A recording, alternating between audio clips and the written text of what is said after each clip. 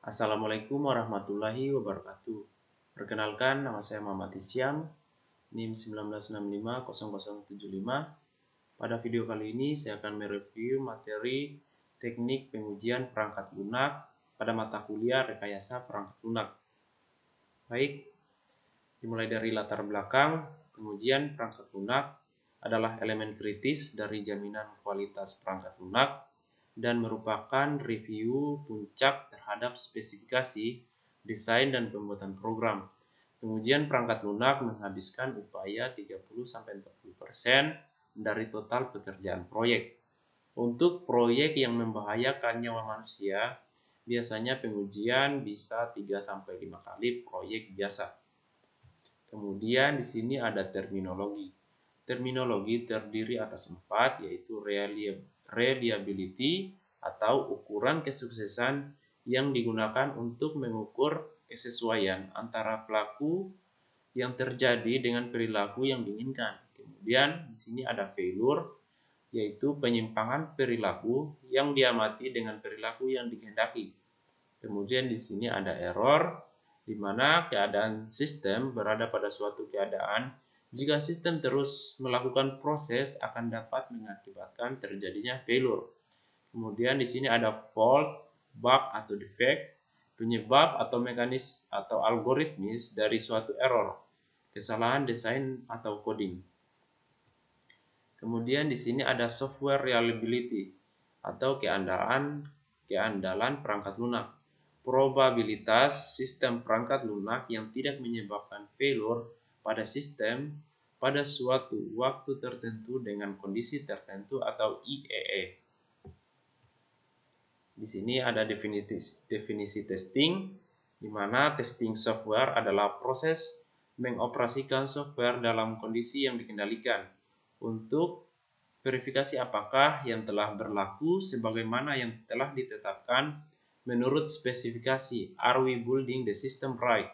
Kemudian ada mendeteksi error, validasi apakah spesifikasi yang telah ditetapkan sudah memenuhi keinginan atau kebutuhan dari pengguna yang sebenarnya.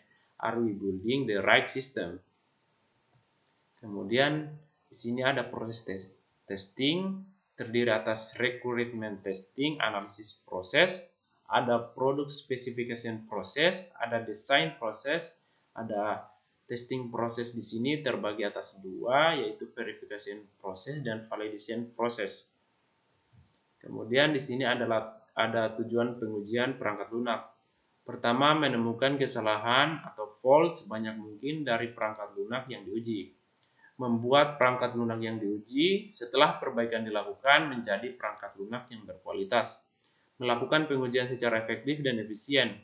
Mengumpulkan kesalahan yang terjadi dan menggunakannya untuk tindakan preventif. Test case yang bagus adalah yang memiliki kemungkinan terbesar untuk menemukan error yang tersembunyi. Pengujian yang sukses adalah yang berhasil menemukan error yang tersembunyi. Prinsip pengujian. Pertama, harus bisa dilacak hingga sampai ke kebutuhan customer. Harus direncanakan sejak model dibuat. Prinsip Pareto 80% error uncovered. Dari lingkup kecil menuju lingkup yang besar. Kemudian tidak bisa semua kemungkinan diuji. Dan yang terakhir dilakukan oleh pihak ketiga yang independen. Testability, kemudahan untuk diuji. Karakteristiknya operability, mudah digunakan, observability, mudah diamati, controllability, mudah dikendalikan, decomposability, mudah diuraikan, simplicity, lingkup kecil, semakin mudah diuji, ada stability, jarang berubah, understandability, mudah dipahami. Metode pengujian perangkat lunak. Pertama, struktural atau white box dan fungsional atau black box. Desain kasus pengujian. Pertama, black box testing, yaitu memastikan fungsional perangkat lunak berjalan, kesesuaian input dengan output, tidak memperhatikan proses logik internal. Kemudian ada white box testing, pengamatan detail prosedur, mengamati sampai level percabangan, kondisi, dan perulangan. Tingkatan testing. Pertama, unit testing, yaitu testing penulisan kode-kode program dalam satuan unit terkecil secara individual. Kemudian ada sistem testing, yaitu proses testing pada sistem terintegrasi untuk melakukan verifikasi bahwa sistem telah sesuai spesifikasi. Kemudian acceptance testing, testing formal yang dilakukan untuk menentukan apakah sistem telah memenuhi kriteria penerimaan dan memberdayakan pelanggan untuk menemukan apakah sistem dapat diterima atau tidak. Kemudian ada test case. Di sini test case merupakan suatu tes yang dilakukan berdasarkan pada suatu inisialisasi, masukan, kondisi, ataupun hasil yang telah ditentukan sebelumnya. Adapun kegunaan dari test case ini adalah berikut. Pertama, untuk melakukan black box testing. Kemudian untuk melakukan white box testing. Struktural atau white box. Pertama, menguji dengan memperhatikan mekanisme internal sistem.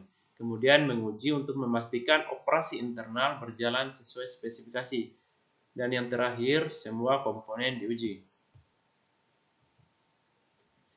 Kompleksitas silomatik menunjukkan jumlah skenario pengujian yang harus dilakukan untuk menjamin cakupan seluruh program. Dan ini adalah tampilan flowchart-nya. Contoh white box testing, dan ini contoh dari white box testing. Kemudian metode pengujian black box perangkat lunak. Pertama, fungsional atau black box, fokus pada output yang dihasilkan dengan memberikan input dan kondisi eksekusi. Kemudian membandingkan kesesuaian output dengan spesifikasi kebutuhan fungsional. Fungsional atau black box terdiri atas requirement, input, event, dan yang terakhir output. Black box testing atau analisa nilai batas.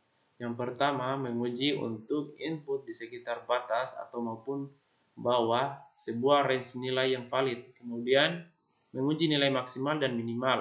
Dan yang ketiga, menerapkan 1 dan 2 untuk output.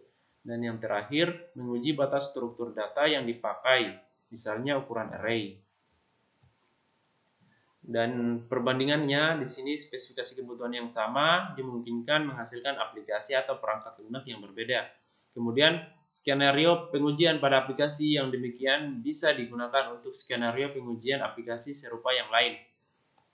Skenario pengujian khusus. Pertama, pengujian DOI, kemudian ada pengujian arsitektur klien atau server, ada pengujian dokumentasi dan fasilitas bantuan, dan yang terakhir pengujian sistem waktu nyata. Strategi pengujian perangkat lunak. Pertama, Big Bang, pengujian perangkat lunak secara keseluruhan setelah seluruh komponen perangkat lunak selesai dibuat. Dan yang kedua ada incremental, yaitu pengujian secara bertahap. Pengujian perangkat lunak membahas langkah-langkah yang harus dikerjakan sebagai bagian dari pengujian. Yang pertama, kapan dilaksanakan, berapa usaha, waktu, dan sumber daya yang digunakan, meliputi perencanaan, desain test case, pelaksanaan, koleksi data, dan evaluasi. Kemudian ada kaidah umum pengujian. Dimulai dari pengujian tingkat komponen menuju integrasi, kemudian titik yang berbeda dimungkinkan memakai teknik pengujian yang berbeda, pengujian dilakukan oleh developer, dan untuk proyek yang besar, tim independen. Kemudian testing dan debugging adalah berbeda, namun debugging pasti berkaitan dengan strategi testing apapun. Kemudian di sini ada strategi pengujian yang dimulai dari unit testing terhadap source code hingga sistem testing terhadap spesifikasi kebutuhan. Dan ini adalah tampilan dari testing strategi. Kemudian langkah pengujiannya, dan ini tampilan dari langkah-langkah pengujiannya. Ini tampilan unit testingnya. Kemudian ada integration testing. Regression testing dilakukan pengujian setiap kali ada modul baru yang diintegrasikan atau ada modul yang berubah. Smoke testing atau test daily untuk proyek jenis kritis waktu. Kemudian ada validation testing, disebut sukses jika fungsi perangkat lunak dapat diterima oleh customer berdasarkan dokumen SKPL. Alpha test dilakukan di tempat developer oleh customer pada lingkungan yang terkendali. Beta test dilakukan di tempat customer tanpa melibatkan developer pada lingkungan yang tak terkendali. Kemudian ada sistem testing. yaitu menguji sistem berbasis komputer secara menyeluruh, termasuk juga hubungannya dengan sistem yang lain, di antaranya recovery testing jika sistem failure, security testing jika terjadi serangan, stress testing terhadap jumlah, frekuensi, dan volume pekerjaan, dan yang terakhir performance testing untuk mengukur pemakaian sumber daya. Kemudian ada debugging, yaitu memperbaiki error yang ditemukan pada saat testing yang sukses. Kaidah dasar sebelum debug, pertama, apakah penyebab debug dihasilkan kembali oleh bagian program yang lain. Kemudian, apakah bug selanjutnya yang mungkin muncul jika bug diperbaiki. Kemudian yang terakhir, apa yang bisa dilakukan untuk mencegah bug terjadi untuk pertama kalinya. Ya, mungkin itu saja yang dapat saya sampaikan. Lebih dan kurangnya mohon dimaafkan. Wabillahi taufiq wal hidayah. Wassalamualaikum warahmatullahi wabarakatuh.